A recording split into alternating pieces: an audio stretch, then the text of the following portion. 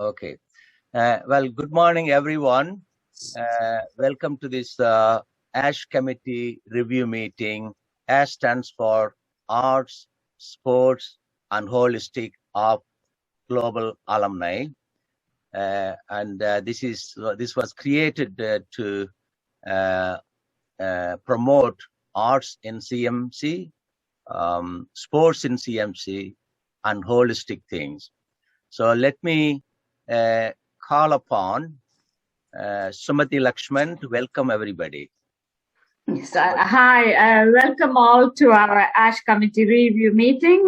Welcome our guest speaker, Mrs. Renuka Masudan, chairs of PRC Committee, Diana Ma'am Hari, Dr. Hari, and our faculty speaker, Professor T. Geeta, all the alumni speakers, CRRI, Abhirami, and all the participants and guests who are attending today. And thank you, Sajni ma'am and Dr. Nagamalar for waking up early to join us in the meeting. Thank you. Okay. Sumati, Professor Dr. T. Geeta is already said hello and she's behind. Yes, yeah. I welcome her as well. I think she's listening to us. Okay. The first thing I thought, we are still fresh with the COP26. COP stands for Conference of the Parties. 26 is a number. So that means that they had 25 conferences in the past. The 26 was hosted in Glasgow by the British government. They started it on 1st of November and it went on for 2 weeks until yesterday. Okay, and it was inaugurated by the Queen. And Sumati, can you play the first video, please? Yeah.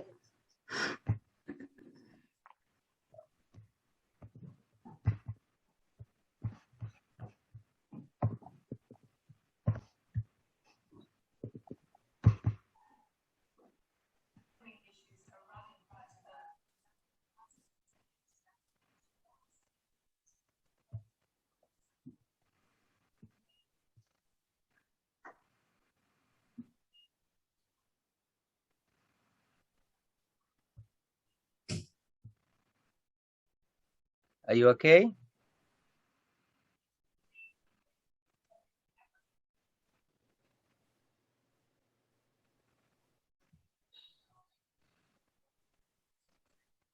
Sumati, are you double clicking? It's not on the screen yet. You can't see the screen? No. We can see the screen, but the video is not playing. Okay.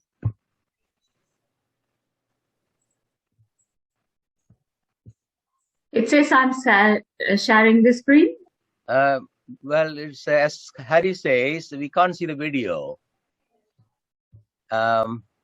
We see only your recent files. Okay, I am playing the video and I'm sharing. New share.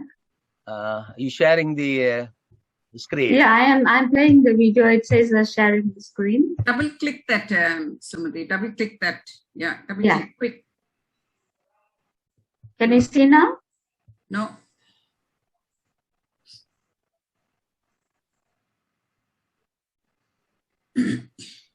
Okay, I think we have a problem. Do you? It says I'm sharing the screen and I'm playing the video there. Come out of the screen, Sumati. Play the video first, and then after that you share that. Don't show this recent file. You go back. Okay. Yeah. Stop and then share. Yeah. Okay. Okay. You want to try again? Yeah. Yeah. I'm trying.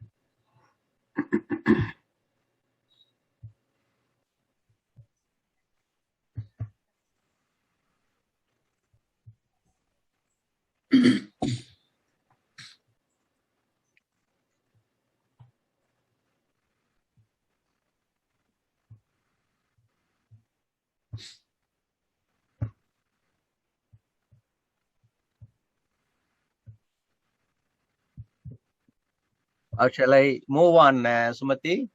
Yeah, you can. Yeah. Okay. The major concern around the world was the climate change was about increasing temperature due to the emission of gases like carbon dioxide and the fossil fuel, which is petroleum and petroleum products.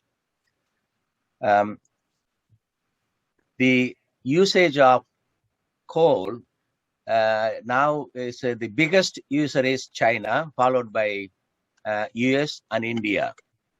And similarly, in the fuel consumption, the US and China stand first, followed by other countries. So the conference was trying to get an agreement to stop using coal, which is not a nice thing for countries like India. Developing countries, we have a lot of industries based on coal, and also trying to change it to renewable energy, such as solar power and geothermal. So this is where they had a meeting for 2 weeks, and then also trying to cut the methane gas. Next to carbon dioxide is the methane gas, and a lot of methane gas comes from glass houses and cattle. So one of my videos said that the scientists devised methane meter, and what it does is you pass a laser beam to the noses of the cattle, and it measures the methane coming out of it. Why they are doing it? Because the cattle, they're trying to change the cattle feed. The feed they are taking it now, they digest and produce a lot of methane gas. So eventually the scientists trying to change cattle feed. That's number one. Number two, even for human beings, should phase out to use non-meat food rather than meat. And again, the Glasgow conference, one of the scientists demonstrated using worms for protein substitute. The worms, but it's manufactured in the shape of the fish or meat, and then they give a similar taste and gives protein substitution, but they are not the meat. For vitamins and minerals, you use the bugs. So these are the things which you don't like it to hear, but this is what's going to happen in order to reduce methane gas. Now, carbon dioxide is the mainstay, challenging to everybody. The climate activist is the little girl, teenage girl from Sweden. She followed up the whole meeting, and end of the meeting she says, human change. What we need is a human change, not climate change. Because she felt that world leaders not agreeing uniformly to reduce carbon dioxide. Europe and USA agreed to cut it down to zero carbon by 2050, but China can't agree, and they said by 2060, and India said we are a developing nation, we need coal for some time, so it's going to be net zero in 2070. So in fact, the final agreement was coal not phased out, it's phased down gradually. So that was the outcome of the meeting yesterday. Also, the loan for achieving this renewable energy in developing countries, they're costing about $100 billion US. So again, there was disagreement who's going to provide $100 billion to these third world countries. So that's another sticking point. So these are the things they will discuss again next year in Egypt. So this conference is going on every year. And what about this climate change? What you're talking about 1.5 degrees Celsius. Everybody talks about not more than 1.5 degrees Celsius. I didn't understand for a while. Now it became clear from the last 150 years or so, since the Industrial Revolution started in Europe and USA, the atmospheric temperature raised 1 degree Celsius. And then even the 1 degree Celsius, there's a lot of environmental catastrophic events happen. Glacier melting, ice mountains melting, and thereby raising the sea level. And raising sea level can cause havoc in the small island countries in the equator, tropical climate, and storms, hurricanes, heavy rains, floods. There's a lot of and fire. Every year, fire. There's a big fire in California and USA. Now, 2 years ago, we had a big fire in Australia. There's an area which is equal to England burned down in Australia. So we can't ignore those things. So if this 1 degree goes to 1.5 degree, and that's the limit. So this is why they all the activists are asking for cut down coal and fossil fuel.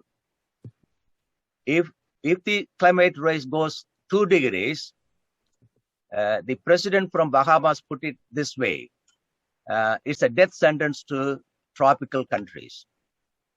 So it is important message for not only for the political leaders, but also people like us. In a small way, we can try to help and campaign for renewable energy and going away from fossil fuel and coal burning. To conclude my remarks, I thought I will review the COP26 because I'm listening to BBC every day. What's happening in Glasgow?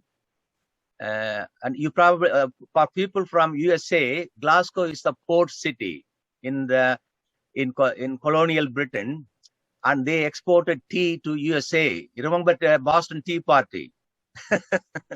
So that's where the teas were loaded to America from Glasgow. Anyway, now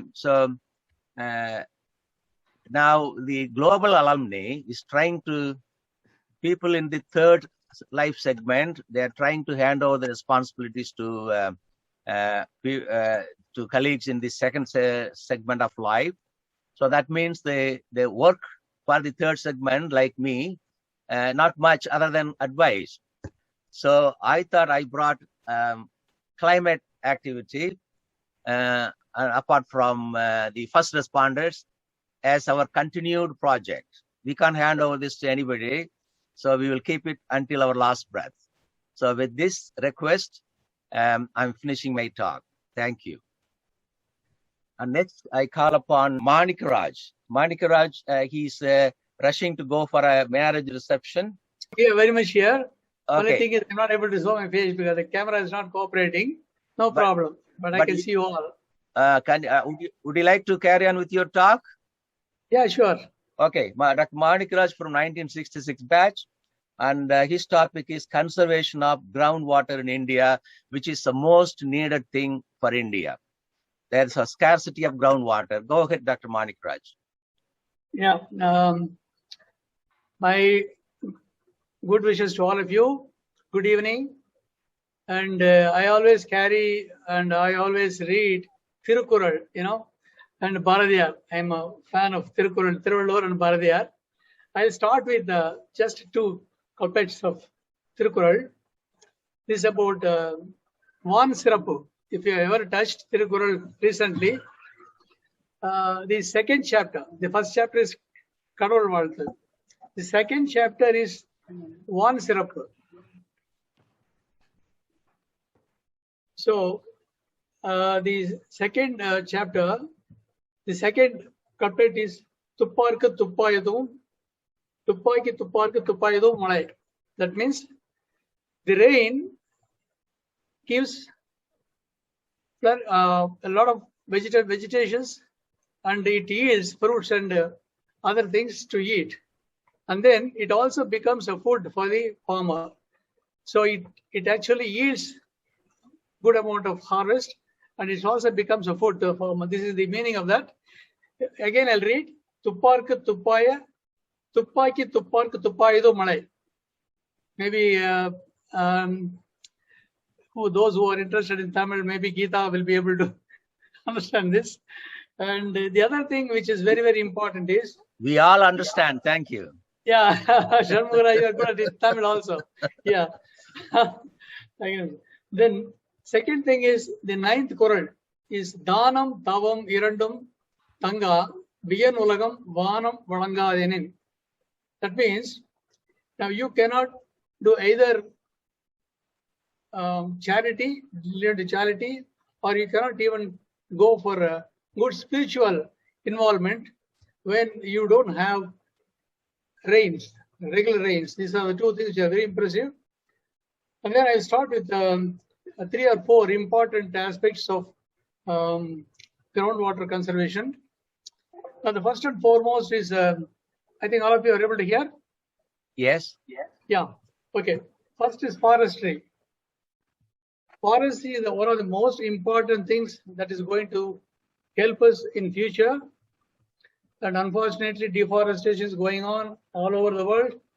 And it's time that we wake up and stop this deforestation. And I think all of you are aware of the saying, Nadi Moolam Rishi Moolam Ariyom. That means we do not know where the rishis come from.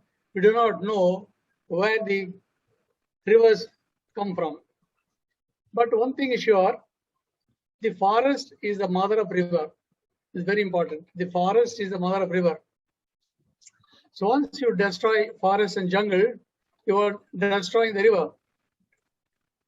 Now, these prevent soil erosion. We all know that. They act as speed breakers for the flood. At the same time, allowing the water to flow as a river to reach the point of its destination. Be it a bigger river, or be it a sea, or be it dam. Now, if you look at the rainfall, next to South America, India has got the highest rainfall. Many of us may not be aware of it. We have about 115 centimeters of rain every year. That nearly is about 4 feet of rainfall. And in India, I think in the north, Sirapunji, and in the south, Agumbe. These are the 2 places of highest rainfall. Now, out of this, the water that we get, about 1/3 of this gets into the soil and subsoil strata. If you calculate the total volume of water that exists in the water bodies like river, lakes, ponds, and the like, this is just a fraction of the underground water. So the tall trees act as ladder for the water vapor to rise up in the sky and reach the clouds to get condensed and fall back. This is all we know. What we should never forget is that the rain does not fall from the skies. It rises from the earth.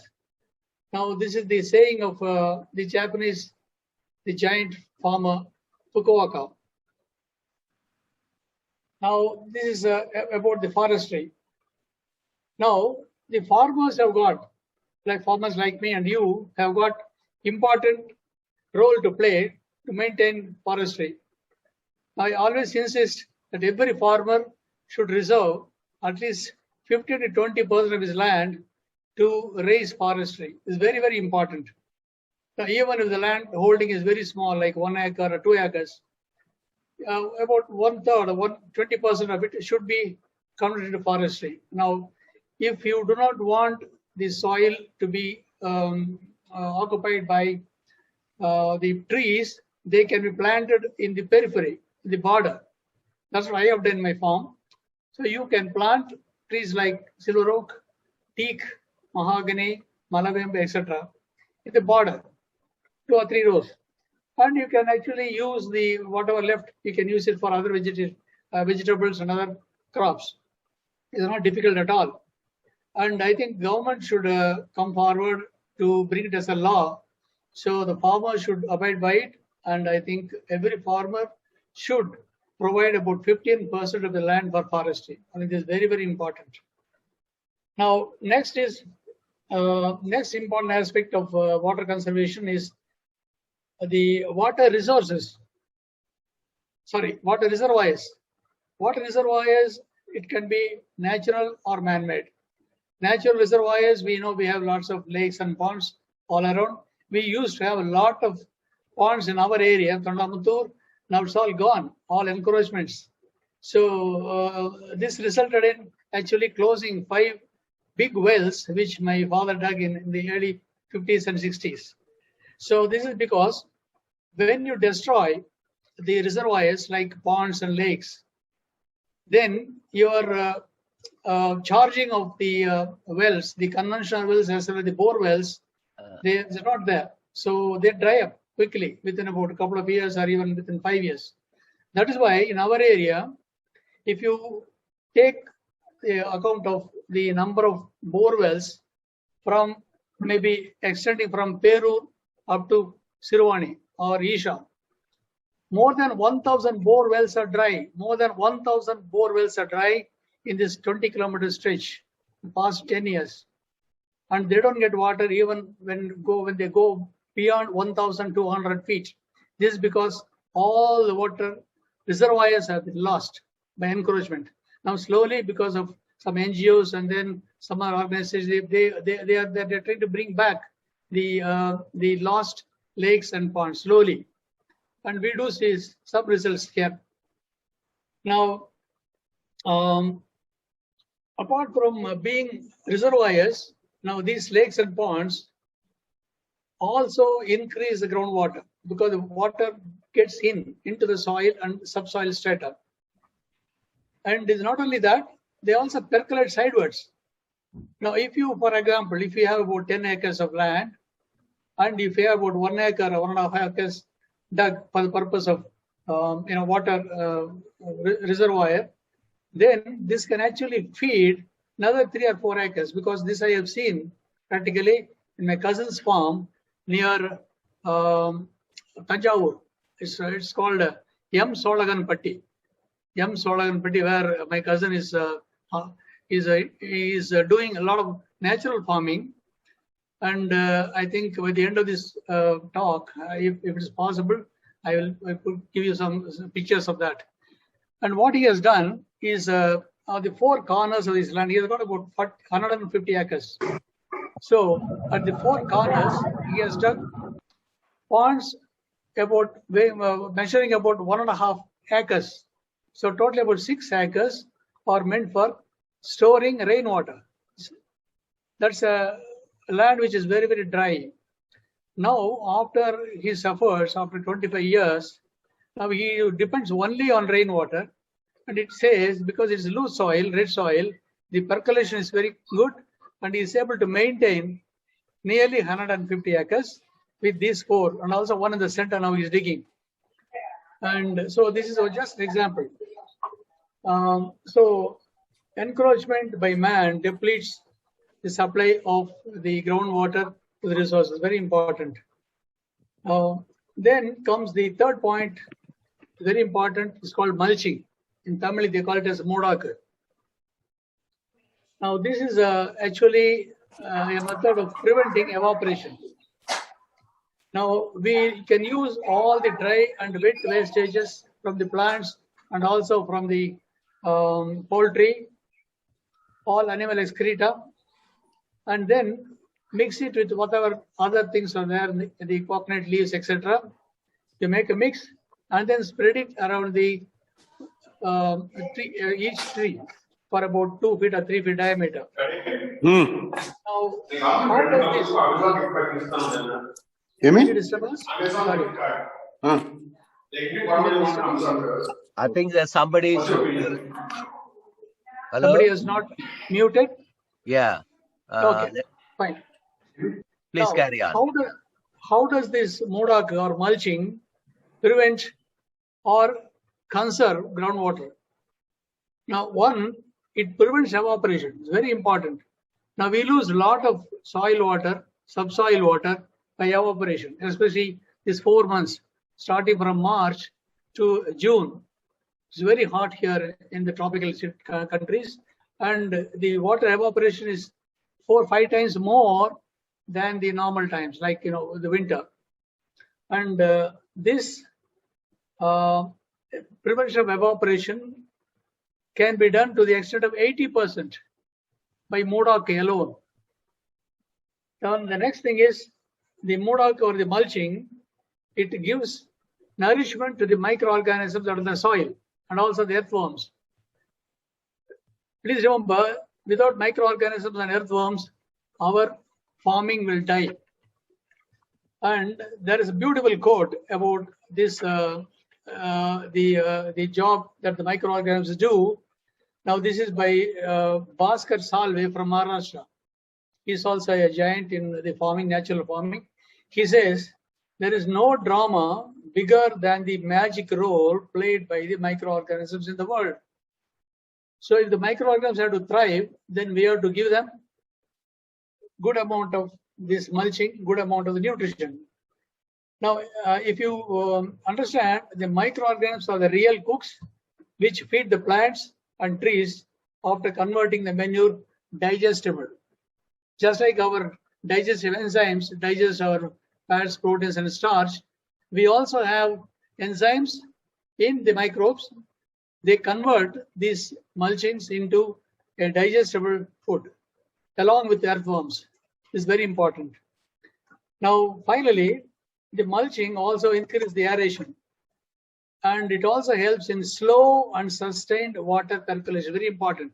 See, if you have a good rains like in June, July, August, and again October, November, like what is happening now, the water gets into the trees' roots by good aeration and sustained water percolation. Now, finally, the fourth point is multi-layer farming. Now, if you look at the Amazon rainforest from the aerial view, you will not see the soil at all. You cannot see. I think you are all aware. Then it's happening even now in some parts of Karnataka. They are far advanced than us, and we should copy them. I think Vimla knows about it. Now, sunlight is needed only for the leaves to prepare starch, and the sunlight is not needed for the soil. This is a very important point. Now, this can be achieved by multi-layer farming. What is multi-layer farming? You plant trees in different levels of height. For example, the tallest trees like the coconut or the teak or the palm or the silver oak or mahogany, they are in the first layer. So they absorb the sunlight at a higher level. Then you come to the second second layer, you can plant smaller trees like mango, sapota, lemon, guava, all these things, because they act as a second layer, just about 15-20 feet beneath the first layer. So this is a second filter of sunlight. Then the third strata or the third level or third layer, you can plant large leaf papaya or banana. Papaya and banana, they have large leaves, so they need only a small amount of light. So this is these are all nature's wonder. Trees which grow faster and taller, they have very small, lengthy leaves like coconuts. And the trees which are with bigger leaves like banana or papaya, they have big leaves to absorb sunlight. So these come under the third layer. Now, at this third layer, almost 75% of the sunlight is filtered. Now, in the fourth layer, you can plant vegetables like tomato, brinjal, turmeric, and ginger. So they come in the fourth layer, and they grow up to about 2.5 feet or 3 feet. And after this, the last layer, the fifth layer, which is very close to the soil ground, you can have creepers and climbers like pumpkin, cucumber, and even onion, beetroots, carrots, if the soil is fertile, depending upon where you are farming. So these are the 4 important factors which can help us conserve groundwater. And Manikaraj, before you go, I have a question for you. Yeah, tell me. Okay, multi-layer farming, something new I learned. It's like a multi-story car park, isn't it? You can park more cars. Okay, that's something I learned today. And second thing, evaporation prevention. What about the previous minister said you can use thermocol? No, it is not natural. No. Okay. A big no. Okay, right, good. So I just brought it as in a lighter vein. Okay, thank you. Yeah, no, thank you. And now I invite Renuka. Renuka is playing a leadership role for sustainability for one of the largest teaching hospital in London, Royal Free Hospital, which employs about 11,000 people. She's the manager and the leader for that. And she's going to tell us about achieving net zero at Royal Free Hospital, because hospital is the one gives a lot of carbon dioxide and other gases to the atmosphere. Thank you, Renuka. Thank you, everyone. In the last 2 weeks, the world leaders were gathered for COP26 Glasgow to agree on overarching emissions reduction commitments, and our chairman talked about it, and the subsequent speaker also talked about it. We need to keep the global temperature rise within the limits of 1.5 degrees.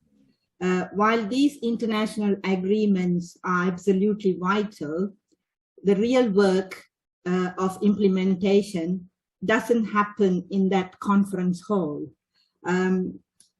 but it happens in the working lives and home lives of each one of us and every one of us. In October last year, October 2020, the NHS set the goal to become the world's first net zero national health system by 2040. If you haven't read this, I'm happy to post the paper that they produced, part of NHS becoming net zero in UK. Sure. So I'm going to just generally mention about Royal Free. Royal Free is a secondary care, a hospital in the middle of London. It's Hampstead based. We have about 13,000 staff, and our budget is about £1 billion. So we are a quite large hospitals. We have got 3 sites, one in Hampstead, the other one is in Barnet, and one is in Enfield. Last year we were mandated basically to each trust have to produce a green plan, because the NHS is committed to become net zero by 2040. So my role started from that announcement, and I got into this role. My background, I'm a chartered accountant, and with COVID last year, we were I was running the cost improvement program, and because of COVID, our business as usual function stopped, and we have to just treat the COVID patients. So that's why I asked for this role, because it links with my cost improvement role at the same time, financial improvement, planet health, all linked in together. It's sort of achieving the triple bottom line: planet health, people health, and the financial health. So that's how I got into this role. And I could quickly go through how the Royal Free sustainability program works. So can I share the slides, Sumati? I'll upload it. Okay. Yeah.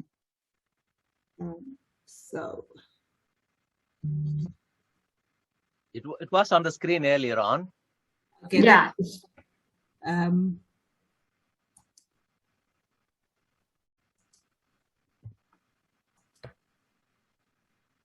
Oh, sorry.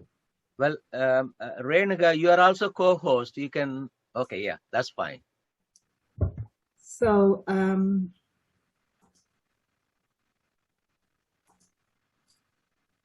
you see my slide? Yes, yeah. So initially, Simon Stevens, the executive of NHS at the time, he launched the Greener NHS in summer, early 2020. In autumn, they produced the Delivering Net Zero paper. Part of that paper is, I can't see the whole screen. Can you see this? Yeah. So for net zero target, we have got two different sectors. So mainly the NHS carbon footprint, which we are directly responsible for our direct emissions, is about 24% of our emission is coming from building energy, waste, water and waste, anesthetic gases, and business travel and NHS fleet. That covers our direct emission. And we also cover the indirect emission, or where we influence carbon footprint through our supply chain, medicines, etc. That's about almost the balance come from our, the emissions that we influence through other people by purchasing. If I go to the next one, skip that. So greener oil free. So as I mentioned, it's subsequent to the NHS producing the net zero carbon paper in October 2020, Royal Free approved a green plan. That happened in November 2020. So we had to do some baseline work where we are in terms of our carbon emission. And we have to set some goals, how we're going to reduce our carbon emissions by 2040 to become net zero. So we produced a 5-year plan. And how we did that, we set up a network. We started off with 5 people, and we had a sort of,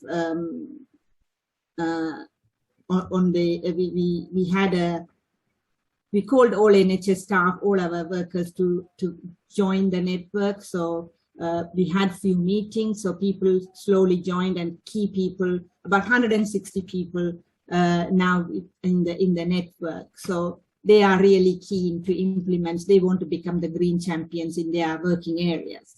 So we split our network into 8 working groups. I will go through that later on in the slide. We had wider network meetings. So every quarter we have a meeting, everybody joining in, all 160 people. And we also have a subgroup meetings, like workshop meetings, arranged every 6 to 7 weeks. We launched a Royal Free intranet site where we gave a lot of carbon literacy for people to know about what is their carbon footprint and how they can improve it, giving some ideas, things that they can do to improve their carbon footprint. We also linked with the local councils, like Hampstead is based in Camden Council, and we also linked with Barnet Council and Enfield Council. There's a Royal Free charity, and we linked with Greener NHS. So we can't work, we can't work on our own. We have to link with other people, and we have to work as a system to achieve our objectives. We also linked with Population Committee, Public Health, because they have got other objectives. They also have sustainability objectives, the public health side. So we joined with them as well. So just to summarize, the NHS carbon footprint is mainly we are trying to achieve the net zero by going through like phase 1, phase 2, and phase 3. So phase 1 and phase 2 are our direct emissions. We need to come to net zero on our direct emissions by 2038. So the direct emissions are, you can see, but they are here: fossil fuels, NHS facilities, anesthetic gases, etc., etc. And the phase 3 is all about our supply chain. So part of our baseline assessment, we went through some questionnaires, and we realized we are only 43% compliant in terms of where we are, the things that we need to do as a corporate body, what we need to have in place, like our corporate approach, asset management, travel, logistics. There's a list of items here. So these are the different criteria that we assessed ourselves, our baseline assessment on these categories: corporate approach, travel, adaptation, capital project, green space, and biodiversity. There's plenty of criteria. So in terms of progress, what we looked at our energy and water, where we are, our direct emissions. So in 2014, from 2014 to 2019-20, we set ourselves a target that we will reduce from 14-15 baseline by about 25%.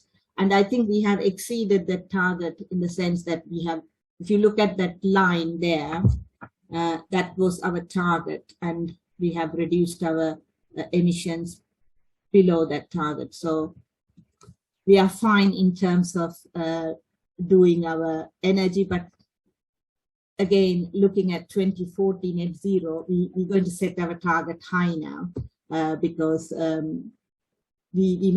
how we did this, we reduced our oil emissions. We stopped relying on oil, because Chase Farm site was an old site, an old building, and that became we demolished that, and there was a new building built, and because of that we changed our energy facilities there. So we reduced our oil from quite big amount to very small amount now. So that way we managed to reduce our carbon direct emissions. We also looked at our waste volumes. We used to do landfill. There was landfill waste. Some element, most part of our waste went to landfill, and we got rid of that. Now we either incinerate or recycle most of the time. So incinerate is not great either. At least it's not going to landfill, but it's a high energy consuming way of wasting. So we are trying to avoid that as well. But unfortunately with COVID, everything went in as infectious waste, and it needed to be incinerated. So the last 2 years, we are not doing great on the waste side. Our emission has gone to adverse. So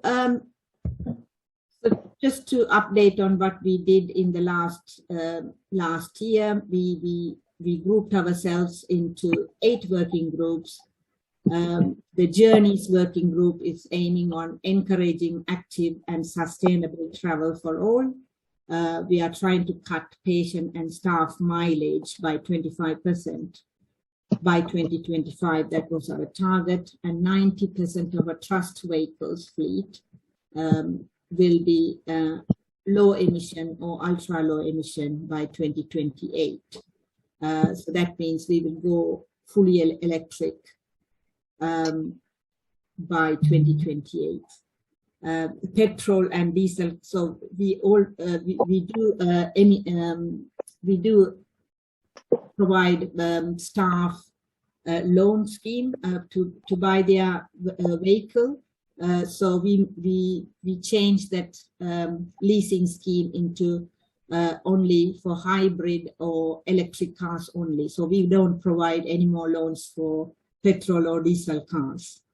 Our patients are now seeing, most 30% of our patients are seen in virtual clinics. which avoiding, not face-to-face clinic, but that, it's through virtual clinic, and we are developing it more. So it was above 30% and below. On average, it was about 30%. So that's a good thing. It automatically happened over COVID period. Working with local council, we are working with on bike lanes. There are bike lanes around the hospital, so we are trying to encourage people to use cycles so that it helps their health and also reduce carbon footprint. We have anti-idling posters around the hospital, so people don't, even ambulances or people coming to pick up, visitors coming to pick up patients, they can't idle, they have to switch off their machines, the cars. We are also promoting active travel through walking challenge, doctor bike clinics. We have doctor bike clinics once a month in the hospital. They are coming in and helping staff who want to cycle, help to repair their cycle free, and try to encourage people to cycle. So these are the few initiatives we did on the Journeys working group. On the energy and water side, our target was we will cut our emissions by 35% by 2022 and 53%. So we set our new targets now, 53% by 2025. What we did last year was we managed to get £1 million from the government's decarbonisation fund. We made a successful business case and application, and which means that we increased our LED lighting coverage, which is a it consumes less energy to give light. So LED lighting coverage increased, and we also invested in our chillers, our ventilation, so that we can monitor how much energy it's consuming. Therefore, we can set it appropriately to consume less energy. So we invested in some infrastructure to reduce our energy consumption. So that's the main achievement on energy and water. So in the purchasing working group, we are working with our supply chain to deliver net zero through ethical and sustainable procurement. So we are looking at our plastics, the number of plastic consumables that we are using within the hospital. So we are trying to look at, okay, how we're trying to set a target as to what percentage we can reduce it by. For example, A&E, they use cannulas for, so many testing, repeat testing. So we are trying to reduce that numbers and therefore reduce the plastic use or reduce the one-off single-use plastics, basically.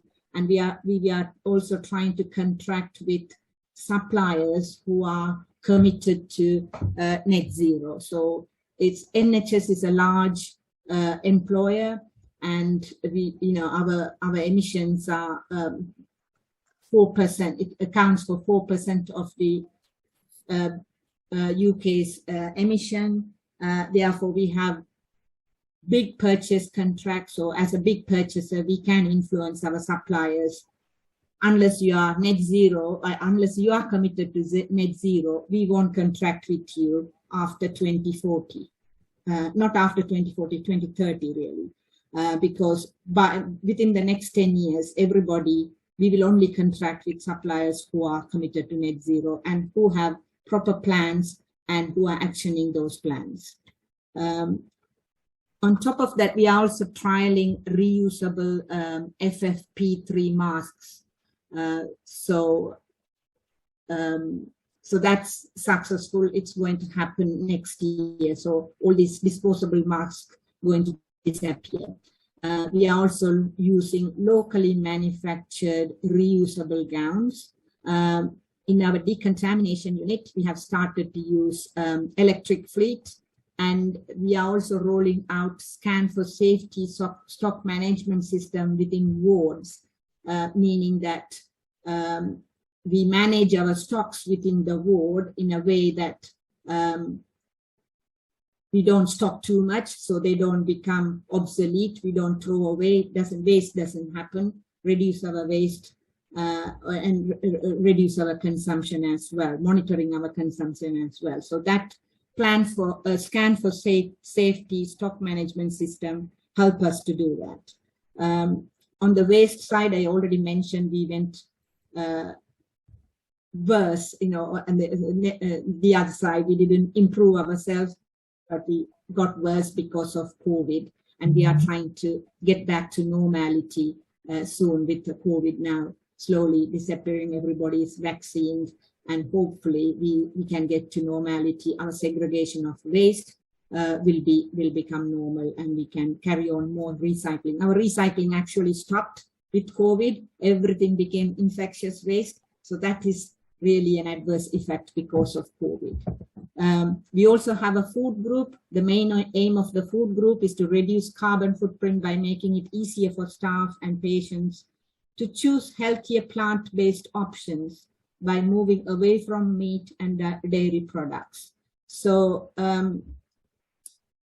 so we are tracking the food miles. So we are trying to buy fruits and vegetables that are local, or at least within UK. So consumption patterns, we are looking at our consumption patterns. We are trying to bring in our part of our staff and visitors menu, at least, patient menus, we can't influence much because some patients are really nutritionally starved. Therefore, we have to give them sometime meat, but within staff meals and visitors meals, even within our canteens, we are trying to make it at least one day a meat-free day. And give more sustainable vegetarian options. That's our aim on the food group. We also have a care group. So the care group is all about the clinical side. We are developing alternative low carbon intensive care pathways and adapting our services with climate change in mind. So we are looking at, how we can, along the pathway. There are few initiatives happening. One of the initiatives is a green emergency department.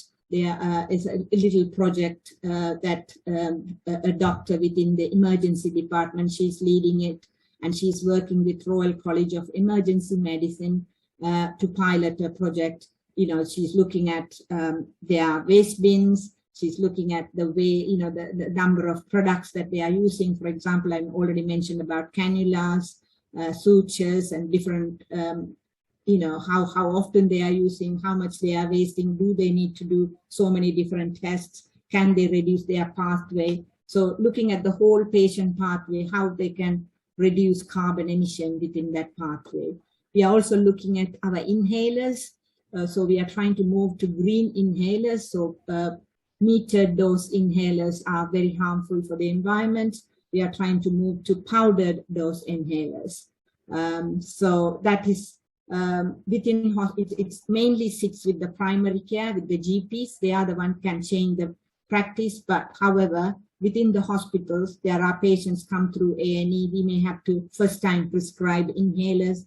And we are now committed, 95% of our inhalers will be, unless it's clinically proved it's necessary, it will be powdered dose inhalers. They are slightly costly, but we are still trying to implement that.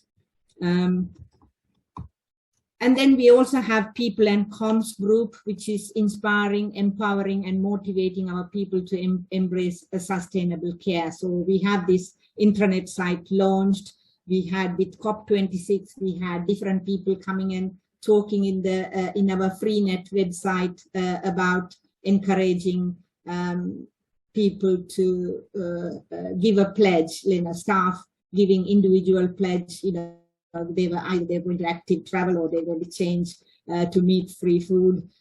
So people giving their pledges. So we're trying to encourage people and expand our network. Building and land, obviously, we in the hospital, we already have old building. Our sites are a mixture of old buildings and new building. Chase Farm Hospital site is a new building. Barnet Hospital site is another different building. We are a PFI contractor build. It's a PFI building, so it's a private. The building is owned by private, but NHS owns the land, so we are on a lease scheme by for the next 20 years. So we have to, any changes we doing to the building, we need to work with the PFI contractor. In Royal Free, it's our own, that's very old building, I think. So we are trying to, any refurbishment that happens, we are trying to follow a sustainable code. They call it BREEAM standards. So we are trying to follow the BREEAM standard for any building works, any minor or major refurbishment work. We are also looking at our green spaces. So at the moment, I'm working with our ICU department. We had a donor giving us a large sum of money. They won't, because they had a great treatment at Royal Free during COVID time. They gave us a large sum of money to develop a little garden for staff. So when you go with, even though it's in the 4th floor, when you go outside, it's look really rubbish, and staff go out there and have a breathing space because they are all the time working with patients, and then they have to have a stress release. They go out in the in that how do you call it, like a little area which overlook the road, the main road. So we are trying to develop that little space into a nice green garden. It's a little skyline. So that fund will help us. So I'm really excited to do that, work on that green skyline with the for ICU who are working really hard over COVID time. So that's the main, that's how we are working within Royal Free. We split ourselves into these groups, and we are trying to achieve the green plan targets through these groups. So this slide is just summarizing what we did in the last year. So I won't go on forever about that. I also, because we have, with COP26, is exactly 1 year on from our green plan. So I did a paper to our execs, part of just looking at how we are doing in terms of our direct emissions, how well or how bad we did in the last year. So with the direct emissions, obviously, energy side, we have done well. Waste side, we haven't done well. Medical gases, we only started monitoring last year, and this year, obviously, our medicinal gases has gone down a lot in 2021. That's because we didn't have not very many elective operations happen. It's all COVID. So we didn't use a lot of anesthetic gases. So it's a false impression, even though it looks like we have reduced using our medicinal gases, especially desflurane, which is the an anesthetic gas that is very environmentally harmful. So we are trying to switch desflurane to sevoflurane, which is about, in terms of nearly about 10% less, not 10%, quite 10 times less carbon emission in terms of compared to desflurane. So that's on the medicinal gases. Transport miles, we have reduced that as well, because we haven't reduced on the transport, patient transport miles, but we also, because for non-emergency patient transport, the hospital provide patient transport. And part of that is, I mean, with COVID, we thought we are doing a lot of virtual clinics for non-emergency patients, so that should have reduced.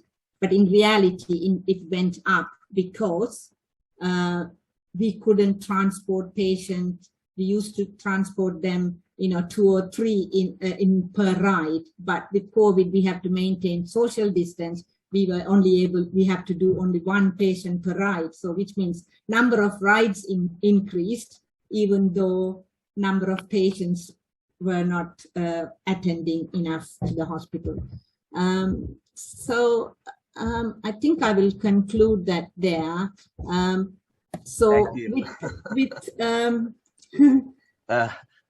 very exhaustive, but it's I didn't stop you because it's a hospital-oriented achieving net zero, and we need it. And Professor Geeta is there from Coimbatore Medical College Hospital. There's a lot of take-home message for her. Thank you, Renuka. I just want to comment a couple of things you raised.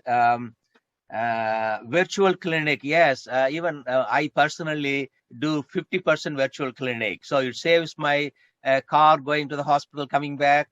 And then if I'm seeing 20 patients, their cars coming in, going out is not there. So there's a lot of emissions being curtailed. You said NHS is the biggest employer in this country. You know, at world level, the largest employer used to be Red Army in Russia. But with the breakdown of USSR, that's gone. And second largest was Indian Railways. And now with the IT, Indian Railways gone as well. But the third largest used to be, now the largest is the NHS employers in the UK. They haven't broken down the NHS. So that's the credit we take. You mentioned about anesthetic gases. Sumati is going to float a link later on. There's a consultant anesthetist from Norfolk Norwich Hospital. He calculated 1 year, 42 working weeks. Each anesthetist, consultant anesthetist, they put out 6.6 tons of carbon dioxide to the atmosphere. 6.6 tons. That's equivalent to traveling between London and New York and coming back. So, and end of his talk, he says it can be stopped by replacing with the total intravenous anesthesia. So I don't know whether any anesthetists, they can comment on that at the end of this meeting in the discussion time. So these are the things I want to express myself. And then there's a nice talk. Also, Hari Bhaskar, during the discussion time, I will call him. And he also recollected that his hospital is doing something like this. Thank you, Renuka. Yeah, I just want to finish off with this green. With COP26, we did Royal Free did a green commitment in 11 different commitments. So that's okay. Thank you. Yeah, it's already nearly 45 minutes. Yeah. Okay. Thank you for inviting me. Thank you. Lovely. Now. We all exhausted with mini COP26, so we want to entertain. We want to get some entertainment. Although I can't supply you tea and vada, but I can supply you with some nice songs. First of all, I invite Professor T. Geeta. She's already waiting for nearly more than half an hour. She's going to sing a song, and she's going to comment about any green projects in CMCH, and finally the commitment to ASH committee, because Dr. Nirmala is not here. She can comment on your support to ASH committee of Global Alumni. Professor T. Geeta, the floor is yours. Good evening to one and all of you. Sir, I would just, first of all, you have asked me relating to the environmental activities. Okay. I think all of us have the thoughts of environment in our mind, but we do not have an organized or structured pattern of approach. This session, which I have just heard, has given me some idea as to how we can proceed in future, because student population is always an active population and a creative population, and maybe we can go along further. It's not always about just planting trees, because such activities do happen as part of college activities. I had been earlier to Trichy Medical College for a short duration as professor of medicine, and students were very enthusiastic about planting trees there.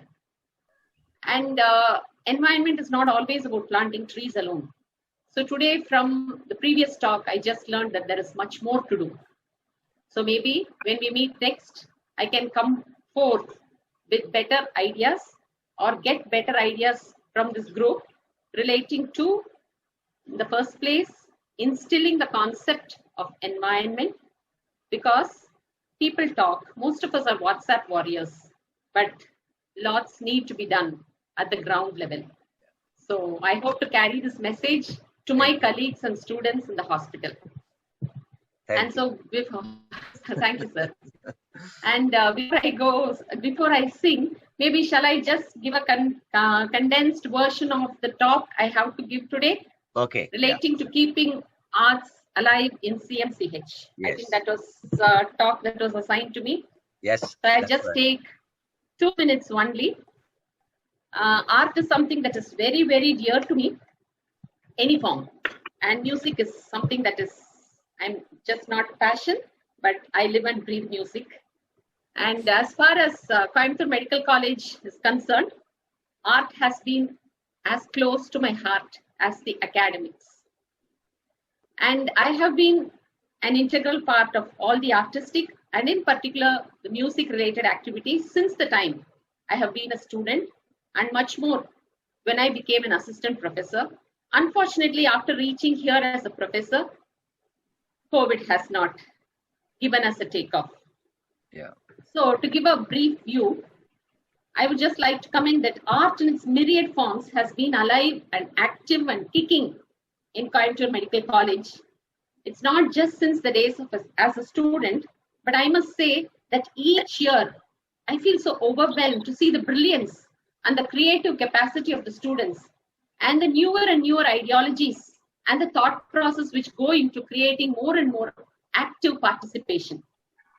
There is so much of artistic expression among the students, and I watch this with so much of wonder because we have students from across cultures. We have students from the north, the northeast, from Kerala, so from across the country, and they all integrate on a common platform that is art. And it is the time of the year when the faculty experience youthfulness, and it's also a time when we as the faculty celebrate life for all its holistic approach. When I was intimated by you about today's meet, I requested the students to categorize the cultural activities under 3 headings. Number 1, the regular intracollegiate events. Number 2, art and cultural activities beyond competitions. And number 3, what do they want in future?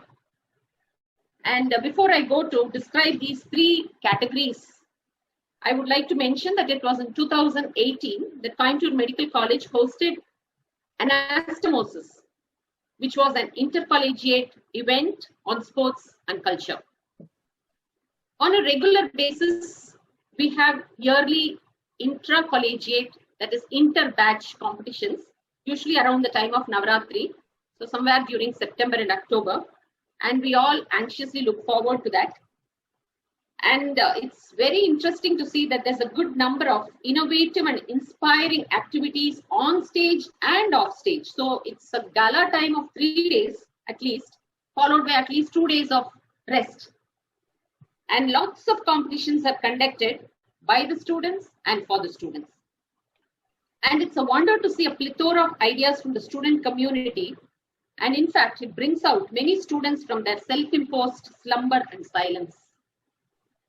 And to give you a better idea of how they execute all this,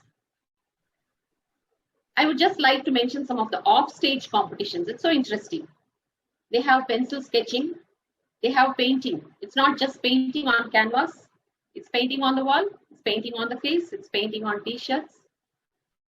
There is nail art, there is paper dressing, there is vegetable and fruit carving, mehendi, poster making, cine quiz, rangoli, literature based. I know that this creativity is going to expand further and students are going to evolve further and further. On stage, we have a variety of dance and music programs, and I have also always been, I'm happy, proud, and also it humbles me to see the way the students sing. A variety of music performances, solo, duet, and folk, Carnatic, but I'm a bit unhappy that Carnatic has not taken out much as I expected. There are a very good group of enthusiastic students, but somehow they aren't confident to come out yet. So I think that is one area where we have to motivate. Dance in its classical form, folk form, mimicry, movie spoof, Pattimantram, Kaviyarangam, story marathon, and of course, always the orchestra. So this is just to enlist a few of the things that are happening, and they happen with so much of enthusiasm. Now the next point is, what more do they need? So the students told me that they need dance clubs, music clubs, art clubs. Tomorrow a group of students are likely to meet me, the cultural secretaries, both the male and the female representatives. And I propose to talk to them to discuss their interests, how to go ahead with the conduct of these clubs. And I suppose they also need an Instagram handle so that they can upload the events. And this, I'm very sure, is going to bring out more and more students into active participation. And I am a bit upset that Madam is not here.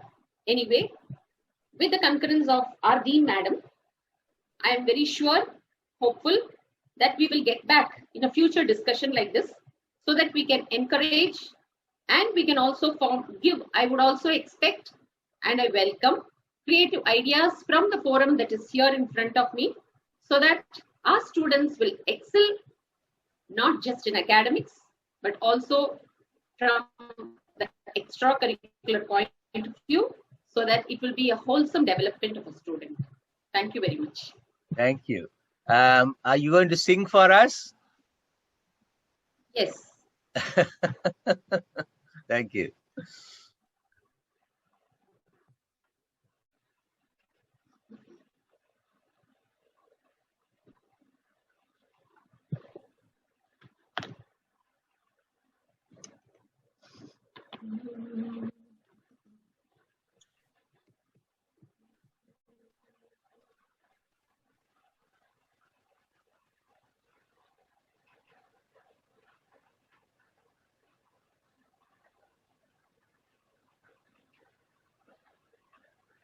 Just a minute, I'm starting.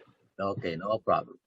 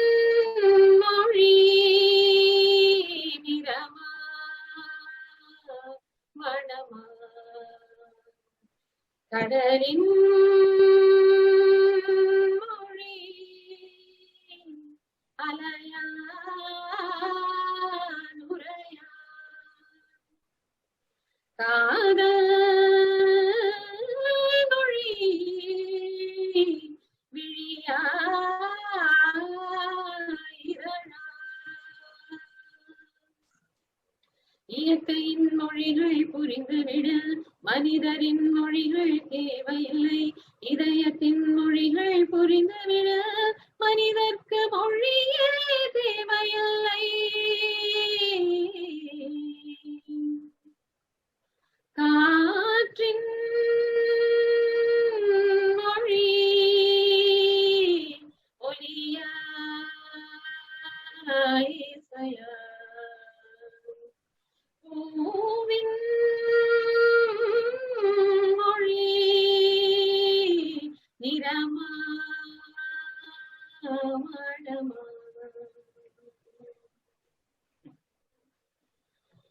காற்று வீசும் போது திசைகள் கிடையாது, காதல் பேசும் போது மொழிகள் கிடையாது. பேசும் வார்த்தை போல மௌனம் புரியாது, கண்கள் பேசும் வார்த்தை கடவுள் அறியாது. உலவி திரியும் காற்றுக்கு உருவம் தீட்ட முடியாது, காதல் பேசும் மொழியல்ல எல்லாம் சப்த கூட்டில் அடங்காது. இயற்கையின் மொழிகள் புரிந்துவிடு, மனிதரின் மொழிகள் தேவையில்லை.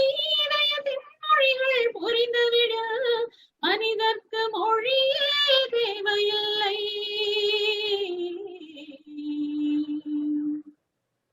காற்றின் மொழி ஒலியா இசையா, பூவின் மொழி நிறமா மணமா, வானம் பேசும் பேச்சு துளியாய் வெளியாகும், வானவில்லின் பேச்சு நிறமாய் வெளியாகும். உண்மையோ மாயானா கண்ணீர் மொழியாகும், பெண்மையோ மயானால் நாடம் மொழியாகும். ஓசை தோங்கும் ஜாமத்தில் உச்சி மீன்கள் மொழியாகும், ஆசை தூங்கும் இதயத்தில் அசைவு கூட மொழியாகும். இயற்கையின் மொழிகள் புரிந்துவிடு, மனிதரின் மொழிகள் தேவையில்லை. இதயத்தின் மொழிகள் புரிந்துவிடு, மனிதர்க்கு மொழியே தேவையில்லை.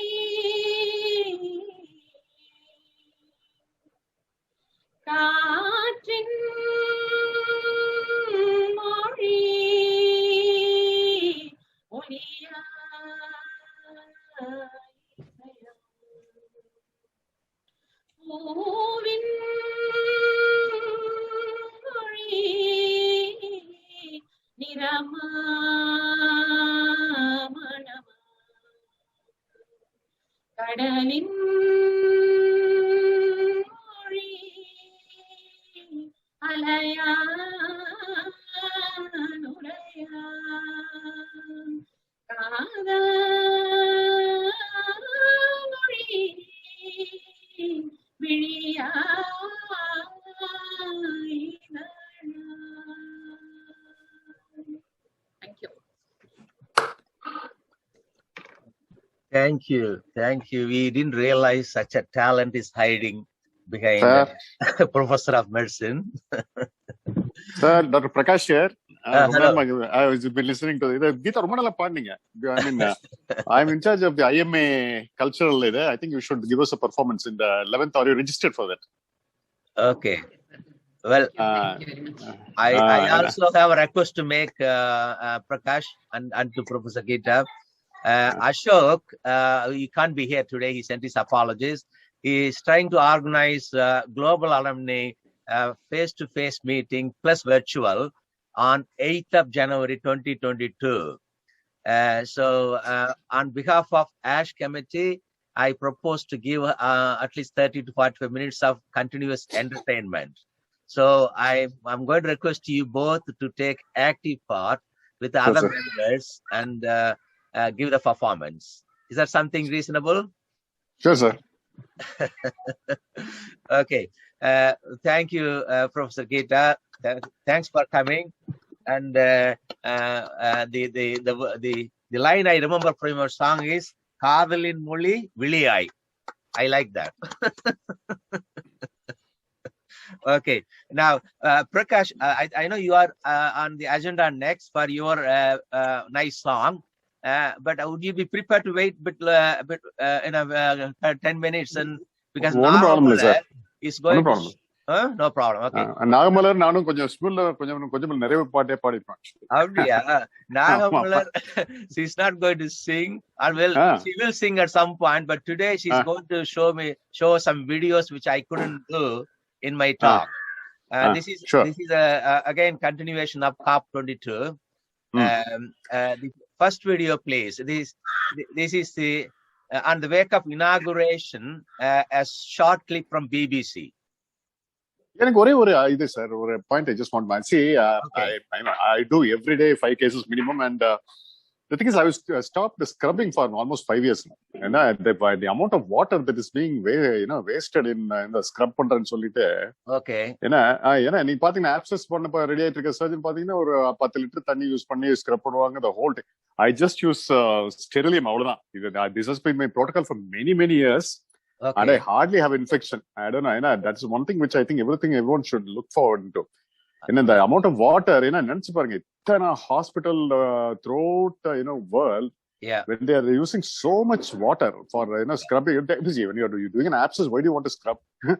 Just use sterilium பண்ணி முடிச்சு அப்புறம் தான் maybe you can just do a mild wash. But this is one thing I just want to put across. I think in Saudi, in fact, one of my theater nurses, she was telling, Saudi they never scrub them. They just use sterilium. அவ்வளவுதான். I think the NHS இப்ப எப்படி என்ன பண்றீங்கன்னு தெரியல, but I think this has been my protocol for many years. I have stopped using water. Excellent point. Actually, I want to give you 2 comments. You mentioned NHS. NHS still teaching that we should scrub for 3 minutes, 3 to 4 minutes. I wouldn't agree, sir. That's what we teach youngsters. But I myself, like you, I don't do much, and nurses see it, but they don't take notice of it. That's nice. And second point is, this is a point for Dr. Manika Raj. He was talking about water conservation. So you can add it as a 5th point. Are you still there, Dr. Manika Raj? No, he's gone. So it's a 5th point for him. Conservation of water in operating theater. Thank you. I'll call you later on, but I leave the floor to Naga first. Okay, sir. Thank you. Though for those who haven't met Prakash, he's a vascular surgeon in Coimbatore. He was in UK for a while and went back to Coimbatore. Yeah, I've done that. Oh, thank you. To rise above politics to avert a climate disaster. We none of us will live forever. Are you able to see, Dr. Shansa? Yeah. Good.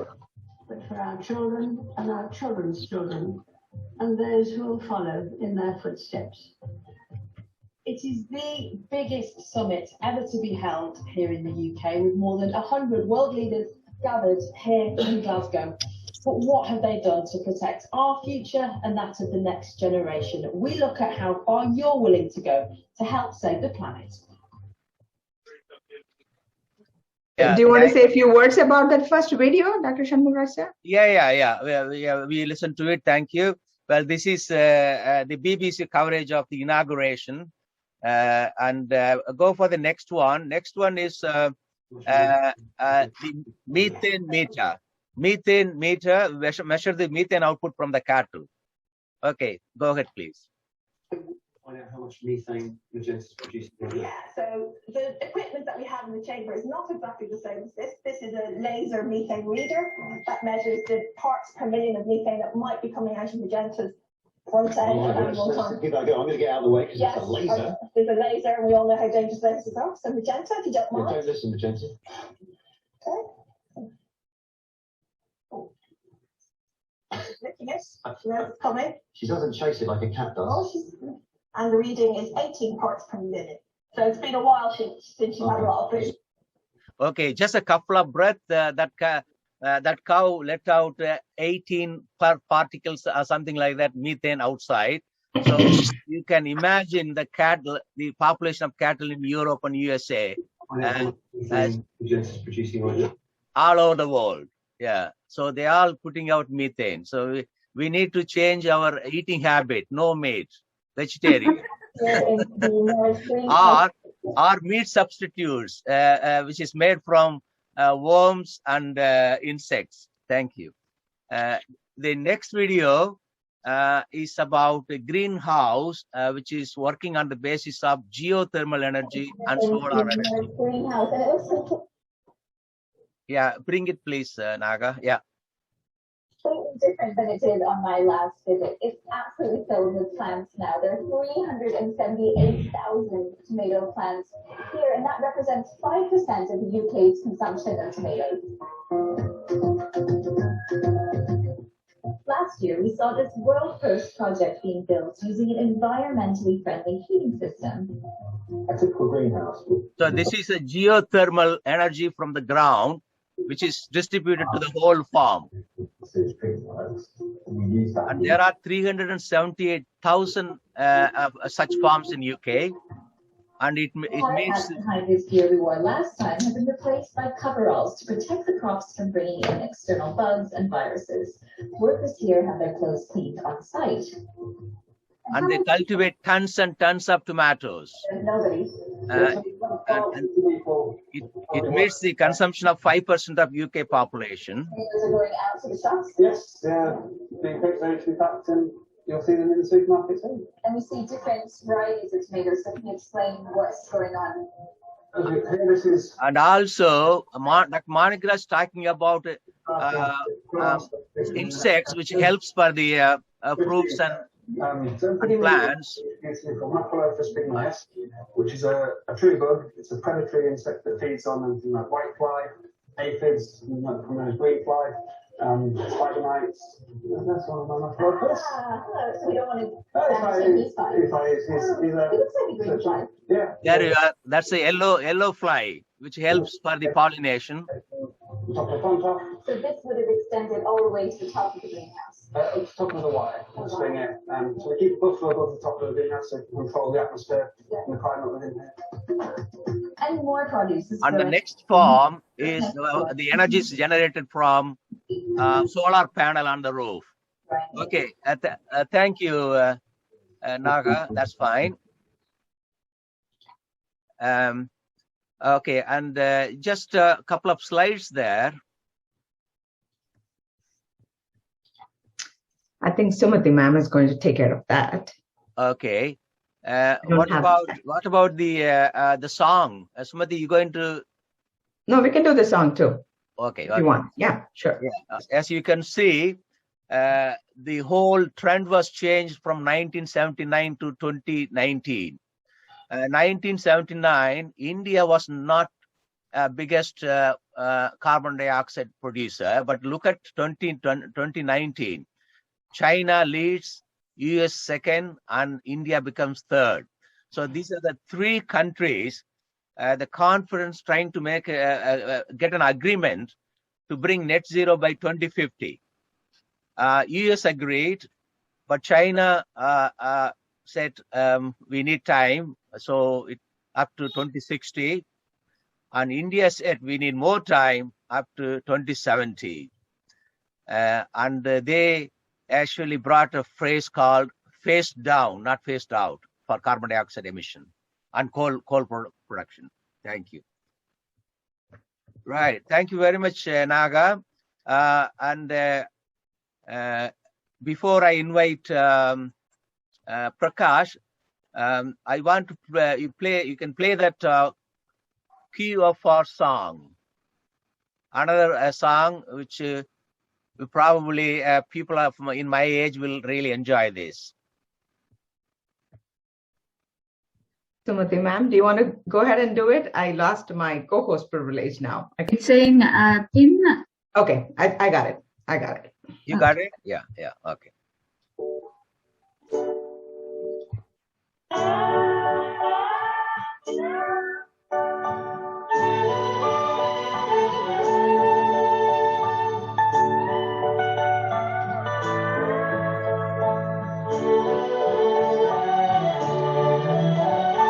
நிலவும் மலரும் பாடுது என் நினைவில் தென்றல் வீசுது நிலை மயங்கி மயங்கி காதலினால் ஜாடை பேசுது நிலவும் மலரும் பாடுது என் நினைவில் தென்றல் வீசுது நிலை மயங்கி மயங்கி காதலினால்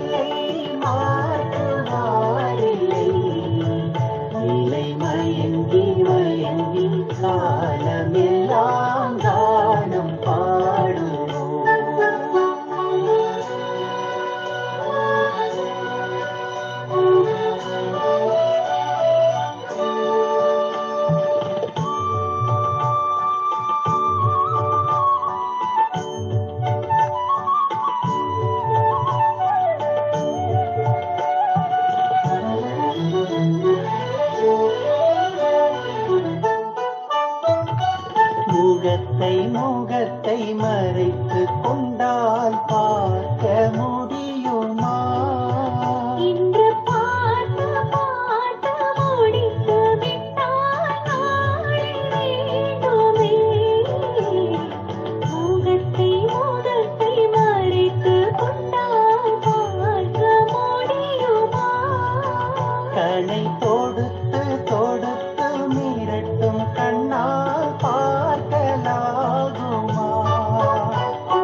மலர் முடிப்போம் மனம் பெறுவோம் மாலை சூடுவோம். நிலை மயங்கி மயங்கி காலமெல்லாம் காலம் பாடுவோம். நிலவும் மலரும் பாடுது என் நிலையில் தென்றல் வீசுது. நிலை மயங்கி மயங்கி காதலினால் ஜாடை பேசுது. நிலவும் மலரும் பாடுது என் நிலையில் தென்றல் வீசுது. நிலை மயங்கி மயங்கி காதலினால் ஜாடை பேசுது.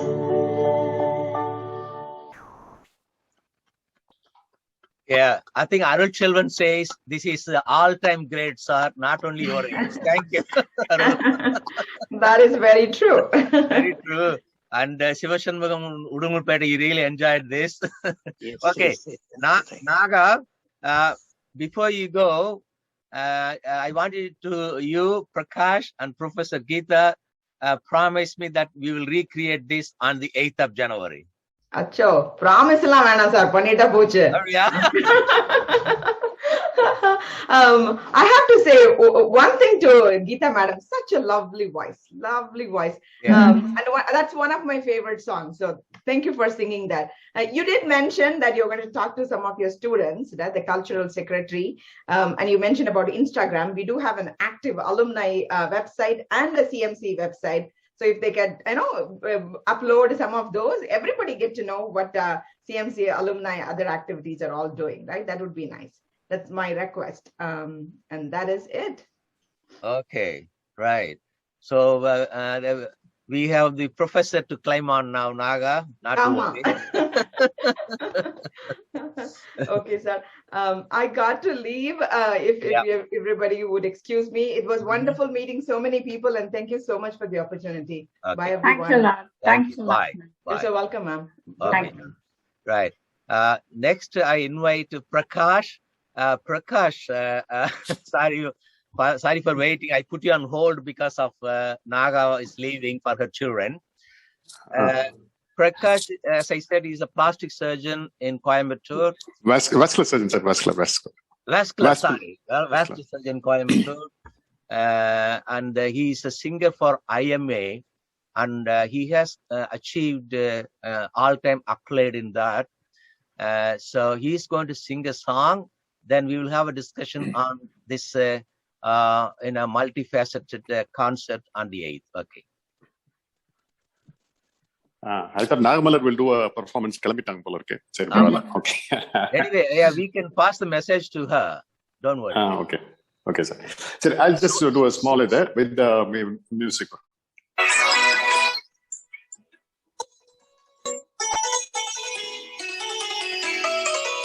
காத்தோடு மலராடு கார்குழலாடு காதோரம் லோலாக்கு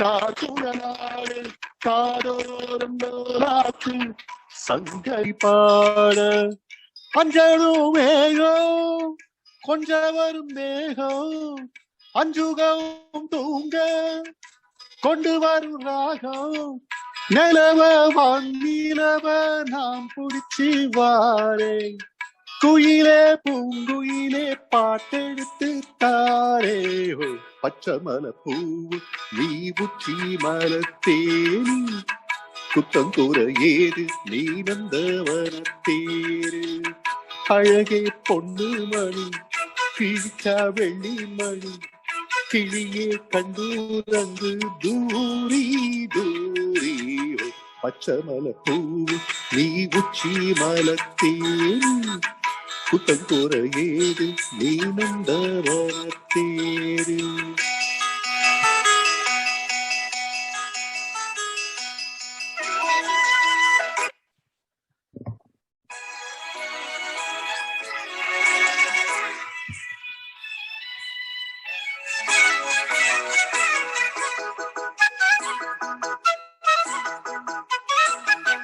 பூனாத்து முகம் பார்த்து வெள்ளிலானான் தாளாம தடம் பார்த்து வந்த வழி போக.